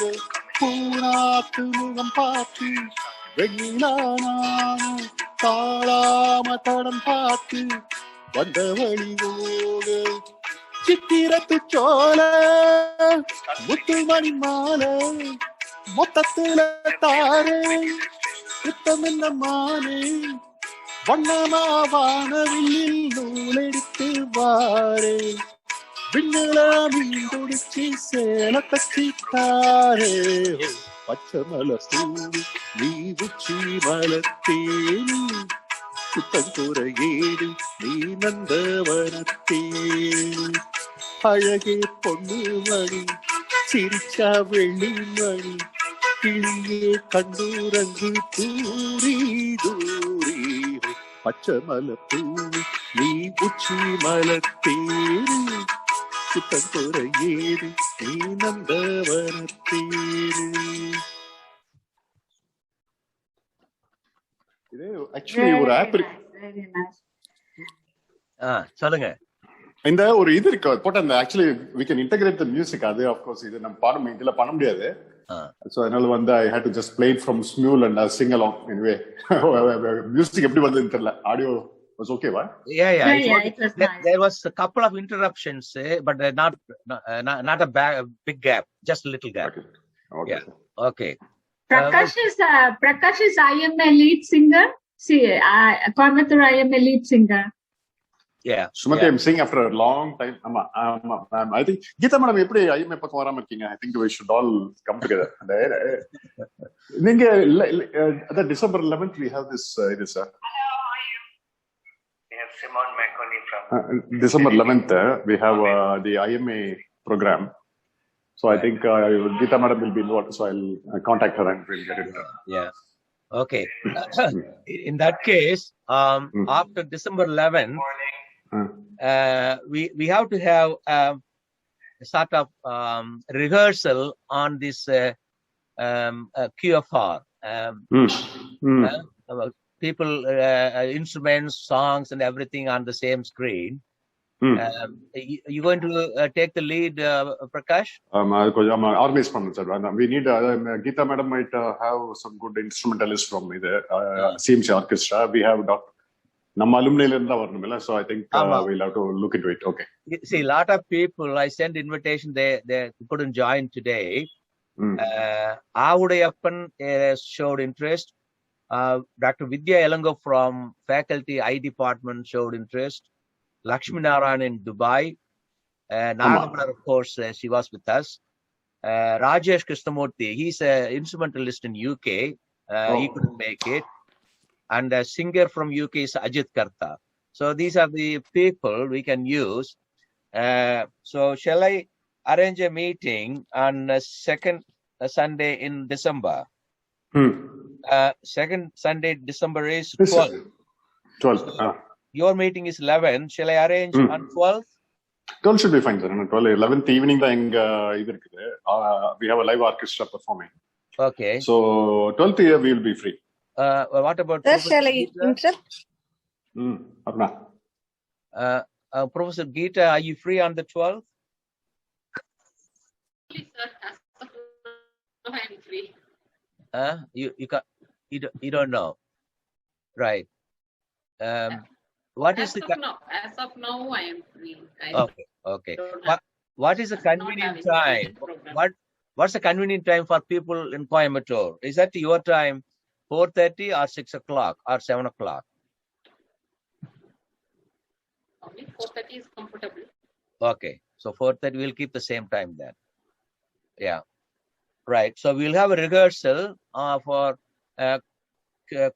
quarantine from reality on the 12th of December. I'll put it in my note. Thank you. You can add Dr. Bragadishwaran. He has a rock band. Okay. Bragadishwaran has got rock band, and then Sendil Nathan. Okay, so I invite them as well. Yeah, Bragadishwaran. I saw his. And Sendil Nathan. Yeah, okay. Sir, actually, Raghu is also a singer. Yeah. Raghu தான் ராகத்வனியை start பண்ணாரு sir நம்ம காலேஜ்ல. ரகு வந்து வரதே இல்ல, ஐஎம்ஏக்கு வரதில்ல, எங்கேயுமே பார்த்தது இல்ல. நானும் அவரே தேவதாஸ் மாதிரி தாடி வளர்த்திட்டு சுத்திட்டு இருக்கா. அப்படி அப்படிலாம் இல்ல சார். ரகு இஸ் வெரி நிறைய ஹி ஸ்பிரிச்சுவல், பட் நல்லா பாடுவாரு. He is one of the best singers. எங்க பேட்ச்ல நிறைய பேர் இருக்காங்க. Actually we have one Saravana Balaji from our batch. He sang for Osam. Okay, Aruna, so you are going to get these people to the meeting on the 12th, yeah? Yes, sir. I will find out some more people from our batch, and even from 93 batch I will find out, sir. Narmata also sings. Did you say Sendil Balaji? Saravana Balaji. Saravana Balaji. Minister of Sendil Balaji. Oh, yeah. Is there. Sir, Vishwa Madesh is there. That's a name I hear often. All right. Sorry. Sir, there is another Vishwa Madesh from Chennai. I will get him also. Okay. He is also a school singer. Okay. Vishwa Madesh நல்லா தெரியும். எங்க singer குரூப்ல இருக்காரு. ஆமா sir, Singh பண்ணுவாரு. என்ன full name என்னமா? Vishwa Madesh, plastic surgeon. Sir, then there is an Balamurugan sir. He is in Coimbatore Medical College. He is of 89 batch. He is a very good classical singer also. Dr. Balamurugan, he is a surgical oncologist. Geeta madam will be knowing. Okay, we need some instrumentalist as well who can play some instruments. And the Bragadish sonangala sir. Bragadish I think will be important something. Okay, you will arrange instruments, right? Excellent. Very good. Bragadish singer irkaru Amarna, is he in Coimbatore? He is a final year student. I suppose you mean that Bragadishwaran? Right. நம்ம group இந்த குரூப்ல இருக்காரு Bragadish ஒரு பேர்ல ஒருத்தர் இருக்காரு. Bragadishwaran is in Coimbatore. Is a rock band singer in Coimbatore. Okay. Number இருக்குல்ல group. Yeah, I got it. Yeah. Excellent.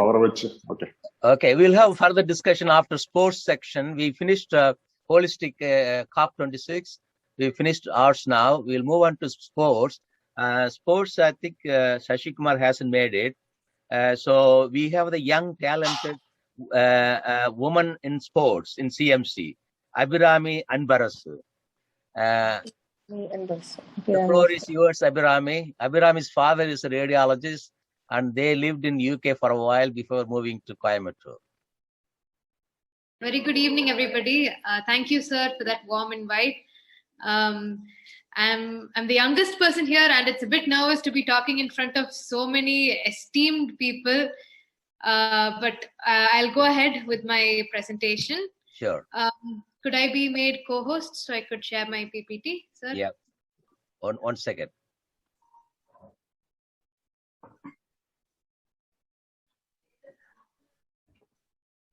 I know your father very well. We sent a lot of cases to Anbarasu.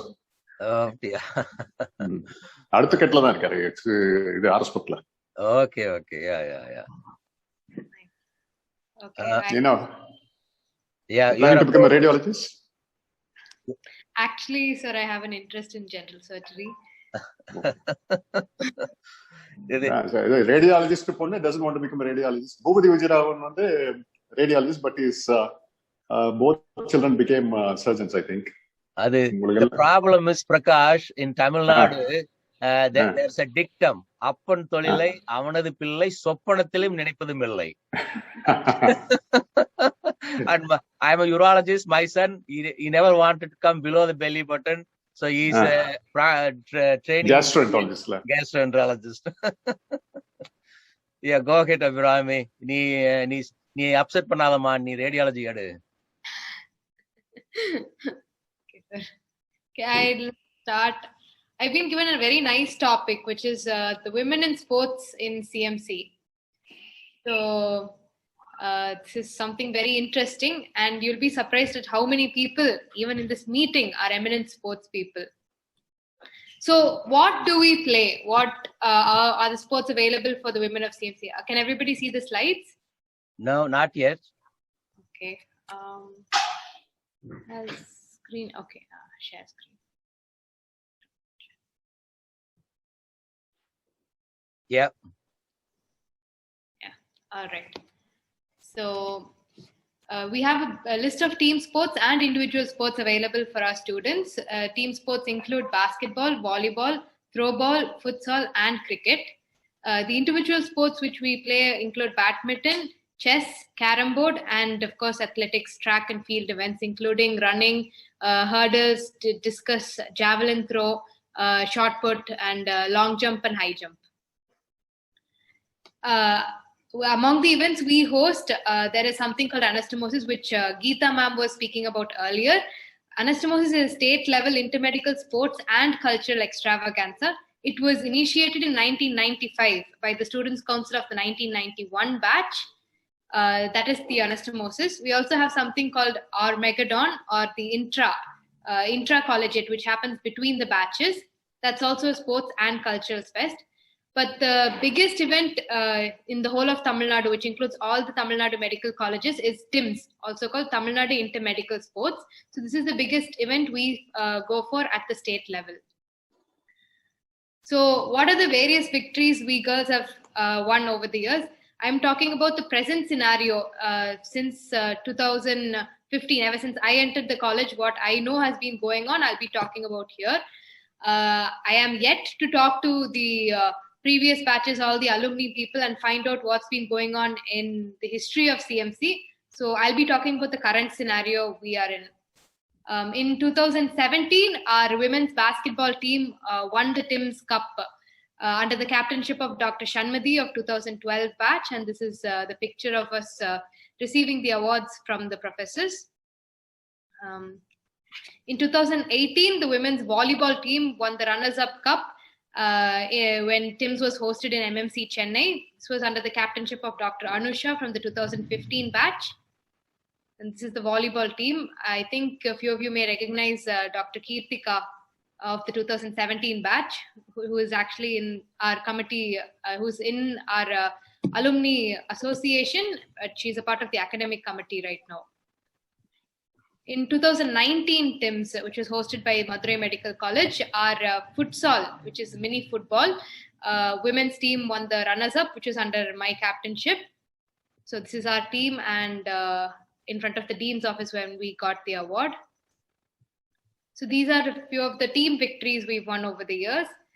Also into TIMS Madurai 2019, carom board winners Madhumita and Nandini of the 2018 batch. They won the first place in carom board. These are some pictures from the 2019 Armageddon, which is the intra conducted by the 2015 batch. All the batches participated, and the overall trophy was won by the 2016 batch. Girls were allowed to play a variety of sports, including cricket, and we discovered really good personalities in that intra. So intra is something I recommend that should be held every year. It's only going to take a matter of 2 or 3 days, but it helps bring out sports people from all the batches. Everybody will be needed to play, and the hidden personalities will be brought out only when an intra is being held up. So the individual sportswomen I'd like to talk about, some people who have done really well over the years, is there is Dr. Ashwini Udayasurian from 2015 batch. She is a national chess champion who was All India rank 1 in chess. She entered our college through the sports quota, having won so many chess championships. Her junior, Dr. Afnan Jahangir from the 2016 batch, is also a national chess champion who is in the currently All India rank 7. Then I'd also like to talk about Dr. Kirtika from the 2017 batch. She is a volleyball player and also a state level badminton champion. Dr. Shifa Kani from the same 2017 batch is a national level table tennis player and also a district level swimmer. She she went for the swimming competition in the 2019 TIMS representing our college. Then we have Dr. Jeevitha from my batch, 2016 batch, who is a basketball player and also a state level athlete in the long distance 1500 meter running. Some of the important personalities from our previous batches who are right here in our meeting are Dr. Sajini Thomas ma'am and Dr. Sumati Lakshman ma'am. Sajini Thomas ma'am of the 1971 batch used to be a tennis player, and she is also continuing to play tennis now. She was an intercollegiate level netball and throwball player, and also a track and field athlete in the hurdles, discus, javelin, and shot put during her time in the college. Sumati ma'am was a university and intercollegiate level chess champion during her college days and a Salem district champion in her school days. She's also a national level artist, and I really wanted to see some of her artwork, but unfortunately I think those were done during her college times, and I don't think she had any pictures to show me. But this just shows how many eminent people we have among ourselves. I'd like to just finish off by showing one picture. It would have been even better if Dean ma'am had come, but here it is. It's when Dr. Nirmala ma'am, she visited our ground one evening for rounds, and she found us playing. We invited her over to just come and throw a few hoops, and she surprised us all by scoring a basket in her second attempt.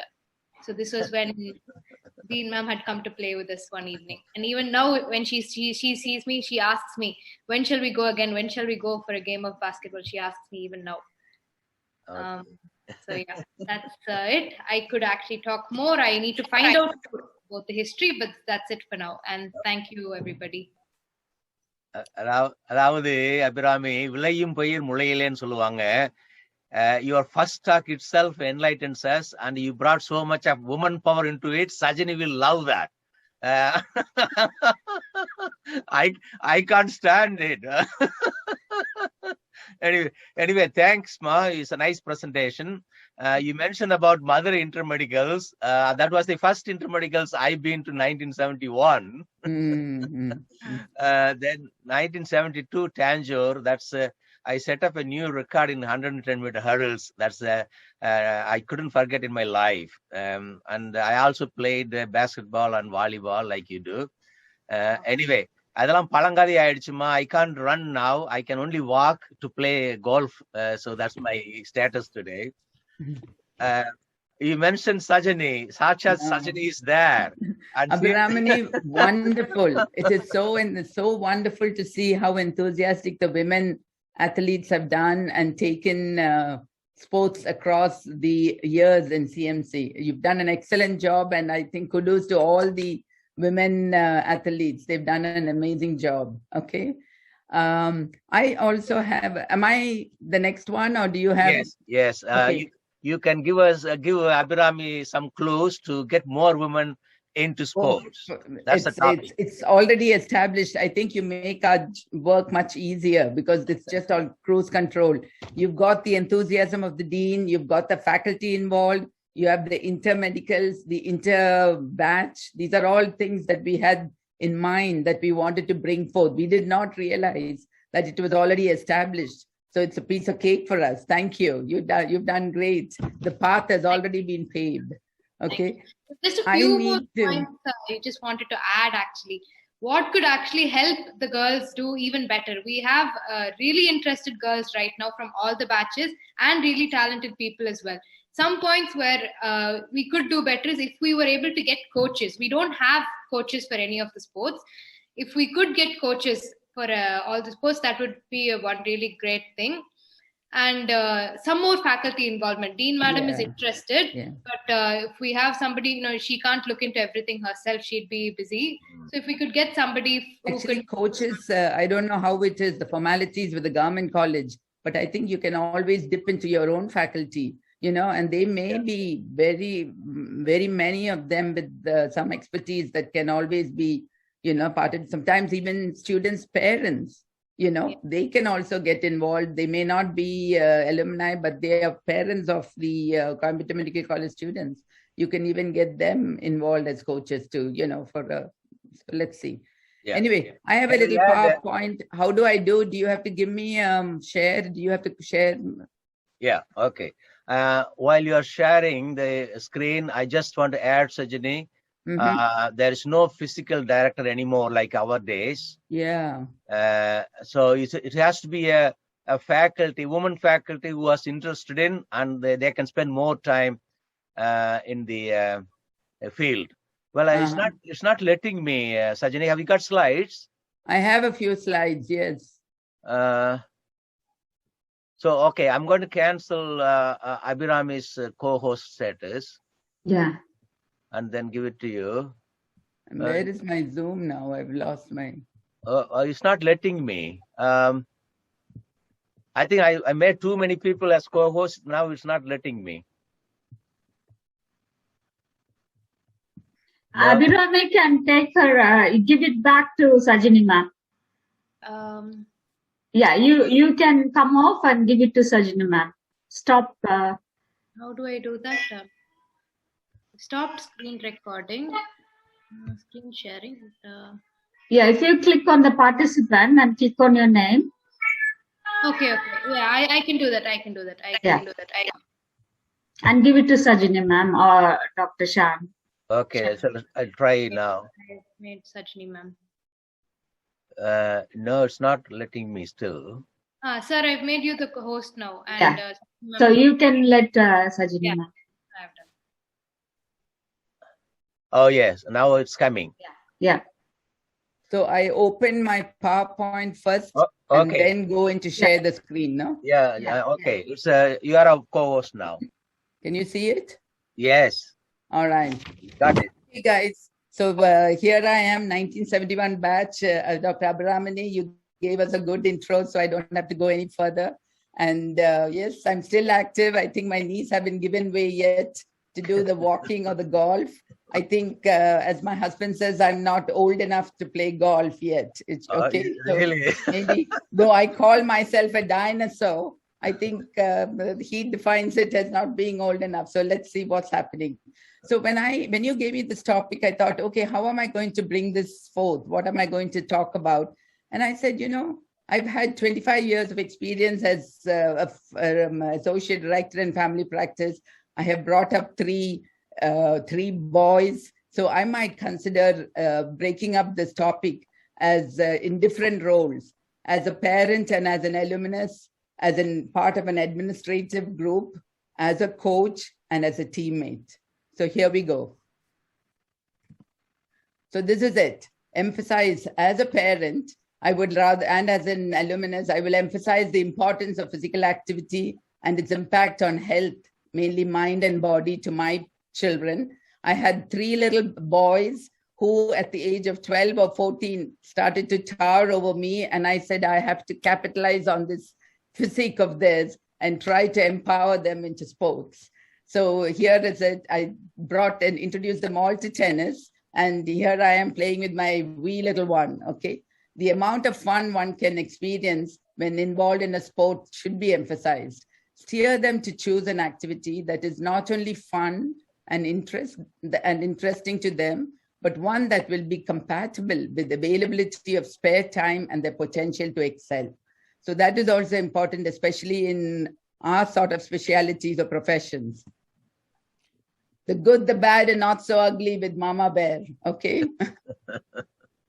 Here we are again, then as part of an administration. How do I get rid of this thing? I don't know, what do you do this? Okay, yeah. So as part of the administration, being part of a residency program, we needed to get them also involved. We used to have a lot of team sports. So you can empower the youth in sports by providing a safe environment and for all their activities. This is important. Find out how much of the equipment is still functioning, the grounds are still playable, and plan on ongoing upkeep of both. Be a role model, actively participate as faculty with students in their sporting activities. Use this platform to get rid of inhibitions and set an environment where they can talk freely to the superiors and also bond with them. Encourage regular faculty versus student sports challenges. And it is happening in Coimbatore Medical. I think we just have to sort of fine tune it or bring it back into active mode. Oh, what's happening? Okay, so, and as a coach, when you are teaching or being part of this, and so if you are going to get naive faculty to be coaches, this is my advice to them. Ban the word mistake. This is such a powerful negative word. Focus on what the athlete is doing well. Compliment them when they are trying to do something new. Focus on the attempt and not the outcome. Stop constant critiquing. It only makes them angry and bitter. Make it safe for young athletes to take risks while learning new things. When you do this, the players will have more fun, improve, and develop more tools to win. Be there for them, facilitating and helping them develop into independent and confident young athletes, boosting their self-esteem, helping them to be more resilient, and increasing their chances for success, not only in sports, but in the real world too. So as a coach again, do athletes have fun and love what they are doing? That's an important question we have to ask. And if they are not, work towards this. Change one's approach and attitude. Remember, folks, we have such good raw material. All that is waiting is for them to be molded, okay? So offer them the right environment and nurture them, and the results will be par excellence. Introduce the concept of team approach and the role each one has in the team to be victorious. Do you empower young players to win? Do they want to win for themselves or for you? These are questions we have to ask. As coaches, we must remember to the student athletes, we are authoritative figures who are often placed on a high pedestal, sometimes even more than parents. So always demonstrate a caring, effective, and empowering communication with the young athletes, as there is so much at stake. This is the best way to teach and inspire them. So as the teammate, don't miss the dinosaur among all those wee little blondies, okay? Emphasize each athlete's role in the team to bring in victory. Encourage them to do their best. Always compliment when they excel, and if they do not on an occasion, define it as just a miss, not a mistake. Again, focus on attempts and not outcomes. Never miss an opportunity to compliment on good effort. Emphasize how important the individual's contributions were to the team victory. And finally, it is always good to emphasize on having fun while you kick ass. Pardon my French, or pardon the American language. Thank you, guys. Have fun. That's the motto. Again, look at all my blondies. I played there with all these little chicks and keeping up with them, but that's life and you will enjoy it. So never lose the enthusiasm.